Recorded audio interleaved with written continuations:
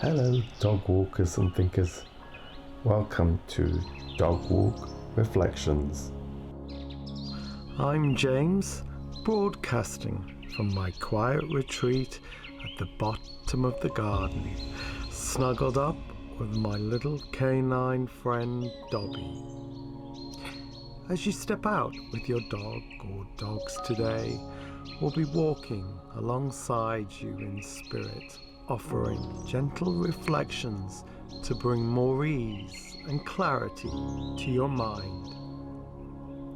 This podcast is for all walkers who need a moment of calm to meditate and reflect on life's questions. So leash up, listen in, and let's walk in stillness together. If possible, turn off all notifications and listen through headphones. Let's begin with some breath work.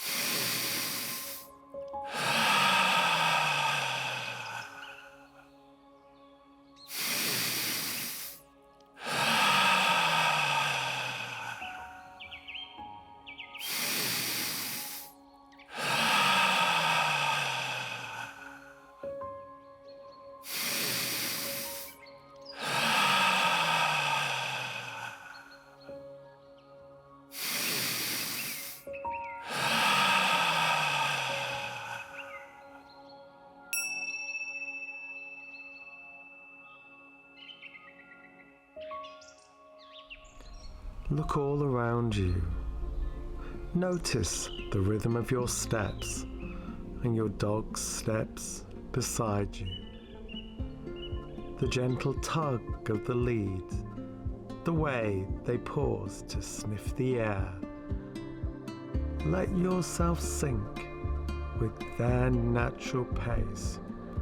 Look at the beautiful scenery all around and enjoy this precious time with your favorite friend. Look at the beautiful scenery all around you and enjoy this precious time with your best friend.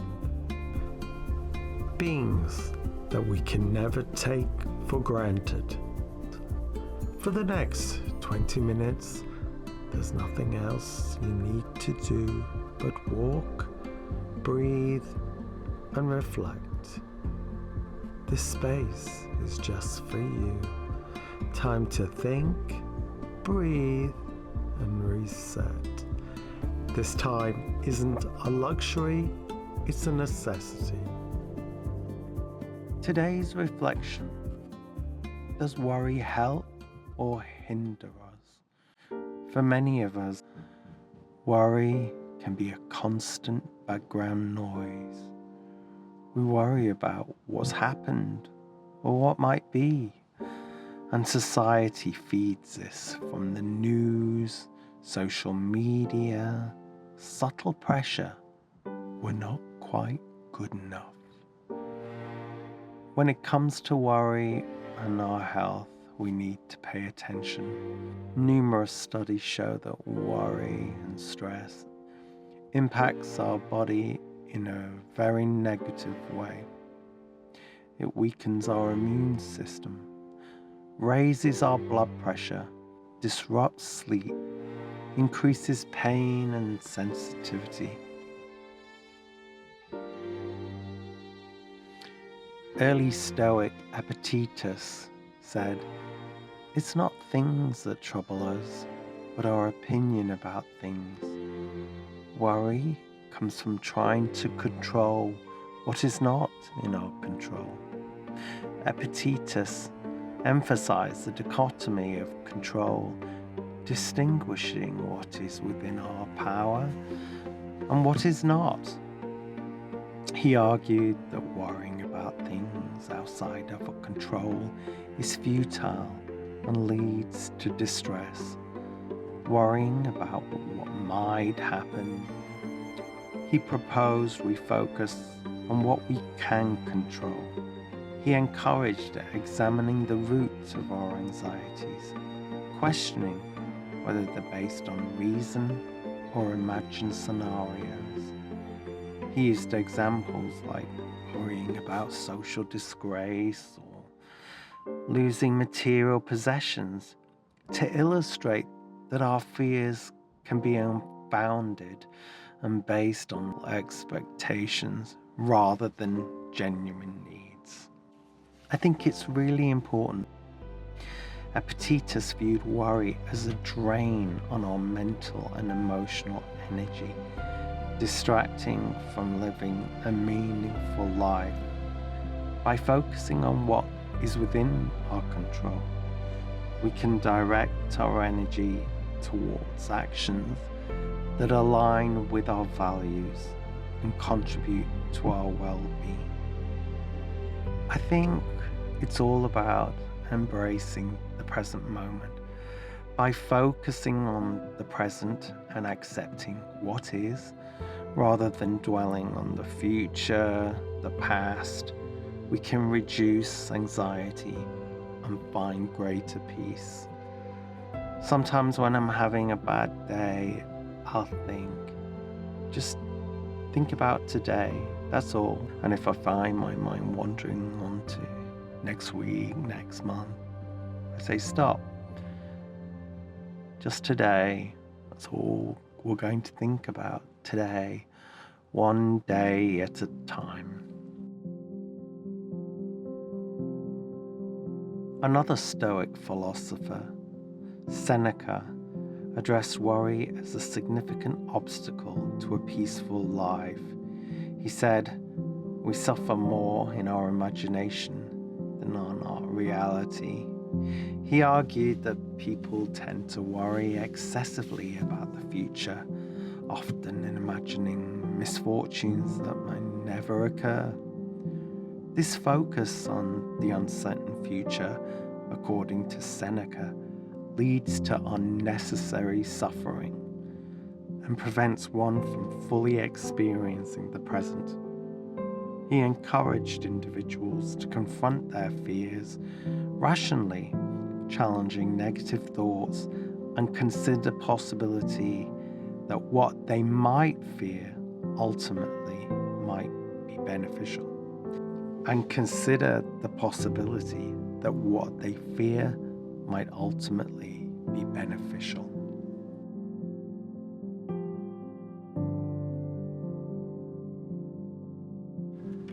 Think of the times when you thought you'd made a mistake, you'd had a disappointment, but it led you down another path. I remember once I didn't get a job that I really wanted and I was absolutely devastated. And then a few weeks later, another opportunity came along that actually completely changed my life. I would have had to turn down the position if I got the other job. It's a reminder to trust in the journey. So thinking about Seneca, perhaps we should make an effort to focus on what is within our control, your thoughts, choices, and responses, and let go of the rest. It makes me think of the Latin term premeditatio malorum. Imagine the worst calmly so you can prepare without panic. Seneca encouraged a shift in perspective. He suggested that even if a feared event occurs, it might not be as terrible as anticipated, and it could be the catalyst for growth. So certainly think about the possibilities, what could happen, but don't let them dominate you.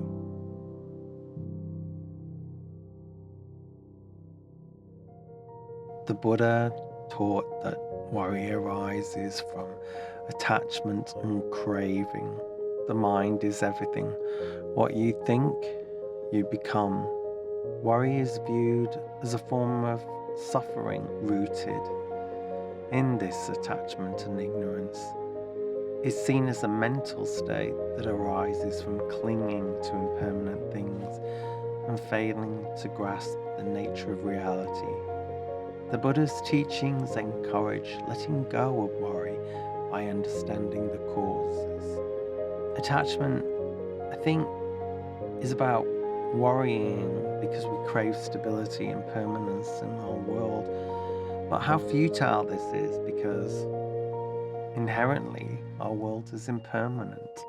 The Buddha taught about the monkey mind, often using the analogy to describe the restless, wandering nature of thoughts, including worry. Buddhism encourages us to let go of worries by understanding that they're not helpful and by actively choosing to focus on something else. This could involve focusing on breath, practicing loving kindness, or engaging in activities that bring us joy. Ultimately, we have the power to choose how we respond to our thoughts and feelings. We can choose to nourish our worries or cultivate a more peaceful and positive state of mind. The Buddha suggests that if a problem can be solved, worrying about it is unnecessary, and if it can be solved, worrying just won't help. Ask yourself, what are the things I worried about 5 years ago? Which of them still matter? I think you'll find not much. I want you to take a minute now and think about something that's been worrying you, that's been on your mind.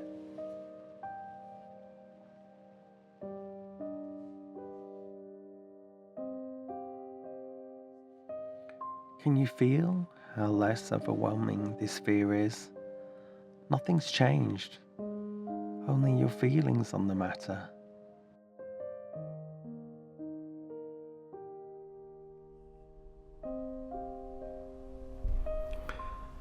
Some years ago, I felt very sick and had to take a few years off work. Those years were very difficult, challenging, but definitely building in so many ways, spiritually, character building. And one thing that I do remember from that period is just how loyal my little dog Dobby. He was really the one constant in my life. I didn't live near my family. He was just happy to snuggle up in bed, get me outside for walks, and be there to give me a lick of comfort in my darkest hour.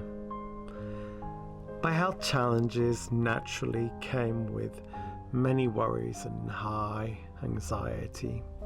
However, I think many of us feel overwhelmed by the demands of this modern life. And worry, I think, for many of us can feel a constant shadow. But shadows fade when we walk in light and find positive ways of managing our stress. And stress and anxiety, I think it's clear, is very much a battle with our own mind. However, I do think one of the key things we can do is spend time with our animals. The light is as simple as being present with our dogs, who already know the art of being fully present. This brings to mind Martin Heidegger, who was a German philosopher. He talked about worry isn't a flaw, it's just a fundamental part of the human experience. We're beings who care. We're thrown into a world and we must choose. He distinguished anxiety from other emotions, characterizing it as a fundamental mood that discloses our being in the world. It's not a specific reaction to a particular object, but a sense of unease that arises from human existence. It's intimately connected with the experience of nothingness, confronting the possibility of one's own non-existence, or the nothing that lies beyond the limits of one's current being. It can evoke a profound sense of anxiety. He argued that this anxiety should be a catalyst for self-discovery. By confronting nothingness, we can break free from the distractions and superficialities of everyday life and begin to take responsibility for our own being. I think it's about becoming authentic by confronting and thinking about death and not being scared of it and just making meaningful choices. We're all mortal, that this will all come to an end, that what is actually worth worrying about? We all begin and we all end in the same place. And when you're distracted in your thoughts, a reminder, is this worth it? We'll be dead one day.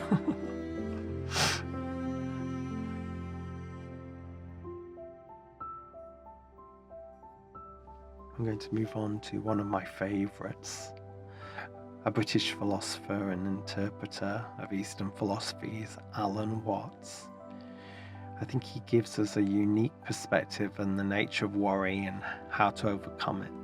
He said, "The real reason you are worried is because you cannot relax and enjoy uncertainty. We're addicted to controlling and planning.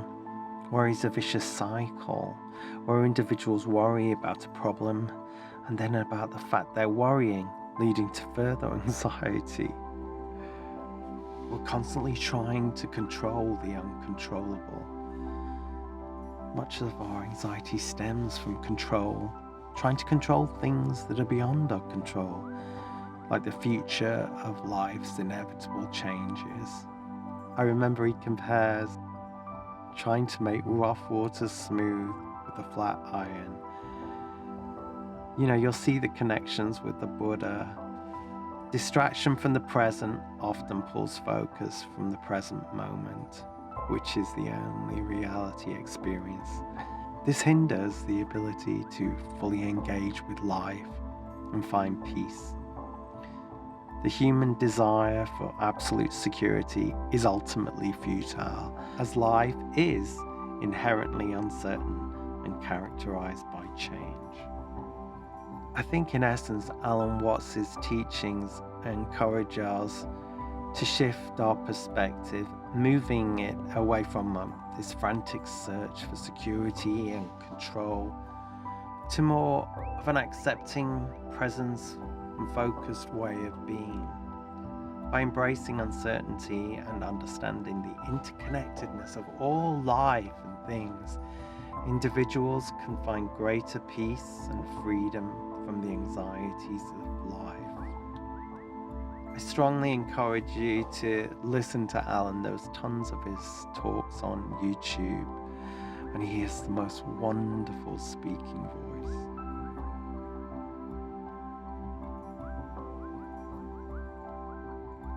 I think we so much think about, but I suspect many of us spend so much time trying to change the world around us in the hope that it will make us feel better, rather than spending time changing on the way we view the world.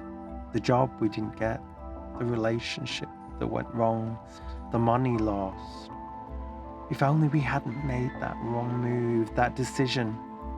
But it's all a matter of perspective. After some contemplation, I think you realize that much of our suffering comes from within. It's important to realize that we cannot control most of life. So what's the point of worrying about it? Today, as you go about your day and something challenges you or makes you anxious, try just changing the subject in your head. I call it changing the record. I go down a certain road and I say to myself, stop, change the record. For the younger listeners, you probably don't know what a record is. Change the track. Recognize it's sapping your precious recovery energy. Try looking at this situation differently. If someone's been difficult, I wonder what it is they're struggling with, because I find in life often difficult and controlling people are not happy people. Let's reframe worry. I think about quotes that stick in my head, and I'm sorry I don't know who to attribute them to, but I remember, worry is like a rocking chair. It gives you something to do, but it doesn't get you anywhere. Or our minds are like skies. Thoughts pass like weather. Worry is just a cloud. Or worry is an overprotective friend, loud, well-meaning, but often unhelpful. I've had lots of fun this afternoon reading different dog poems. Many have made me smile, and there's been some close contenders. But anyway, I decided to go with A.A. Milne, who was the author of Winnie the Pooh. I'm sure many of you know the book. And he wrote this poem in praises of the quality of the playful puppy. I met a man as I went walking. We got talking, man and I. Where are you going to, man? I said to the man as he went by. Down to the village to get some bread. Will you come with me? No, not I. I met a horse as I went walking. We got talking, horse and I. Where are you going to, horse, today? I said to the horse as he went by. Down to the village to get some hay. Will you come with me? No, not I. I met a woman as I went walking. We got talking, woman and I. Where are you going to, woman, so early? I said to the woman as she went by. Down to the village to get some barley. Will you come with me? No, not I. I met some rabbits as I went walking. We got talking, rabbits and I. Where are you going in your brown fur coats? I said to the rabbits as they went by. Down to the village to get some oats. Will you come with us? No, not I. I met a puppy as I went walking. We got talking, puppy and I. Where are you going this nice fine day? I said to the puppy as he went by. Up to the hills to roll and play. I'll come with you, puppy, said I. So warm.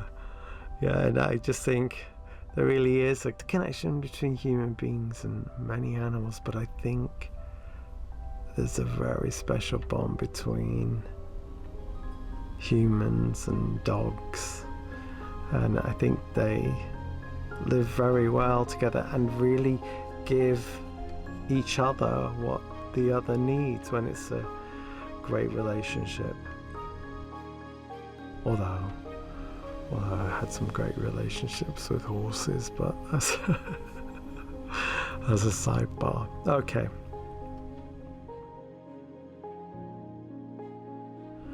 As you finish today's walk, ask yourself, which worries are worth carrying and which can you set down?